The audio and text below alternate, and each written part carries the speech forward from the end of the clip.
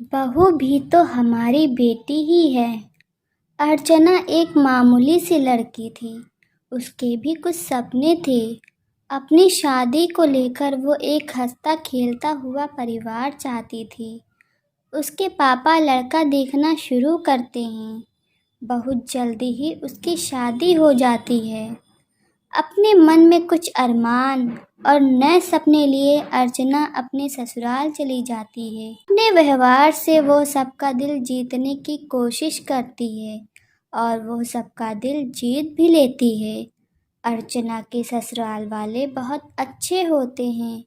खुशियाँ उनके दरवाजे पर दस्तक देती है।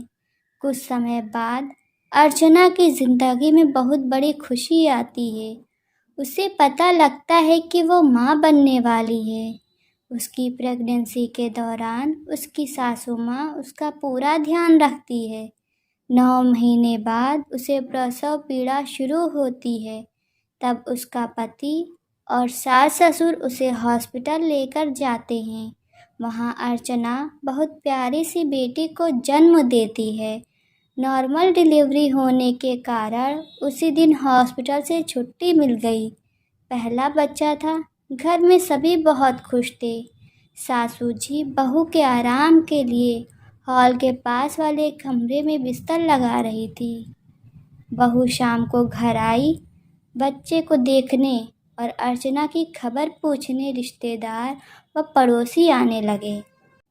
सासू माँ घर का सारा काम भी करती, अर्चना व बच्चे का ध्यान रखती और आने वाले का स्वागत भी करती।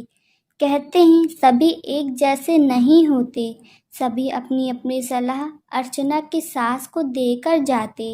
अर्चना को सब अंदर सुनाई देता था।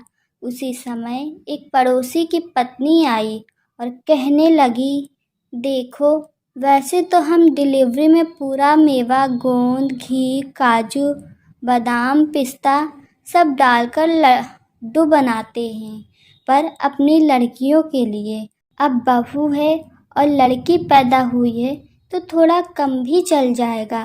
बादाम बहुत महंगे हैं, इसलिए 500 ग्राम के बदले 150 ग्राम ले लेना। और वैसे ही सभी मेवा थोड़ा थोड़ा कम कर देना। और लड्डू कम ना बने, इसलिए गेहूं का आटा ज़्यादा ले लेना। अर्चना की सास सब सुनती रही। अंदर अर्चना भी सब सुन रही थी। पड़ोसन चली गई। ससुर जी बोले, देखो मैं बाजार जा रहा हूँ, तुम मुझे लिखवा दो क्या लाना है, कोई चीज़ बाकी ना रहे। अर्चना की सास ने सामान लिखवाया। हर चीज़ उनकी लड़की की डिलीवरी के समय से ज़्यादा ही थी। ससुर जी ने पूछा, इस बार सभी सामान ज़्यादा है, क्या तुम भी लड्डू खाने वाली हो?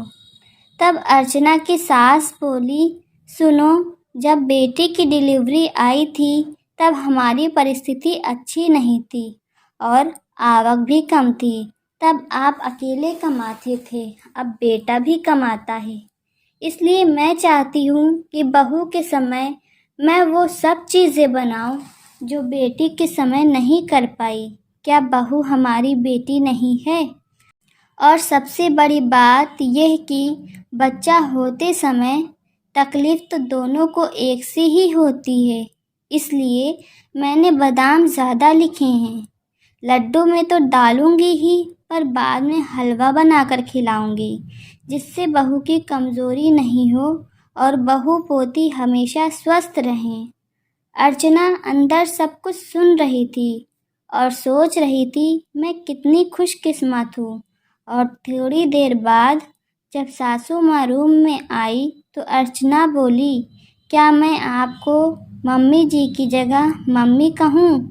बस फिर क्या, दोनों की आंखों में आंसू थे।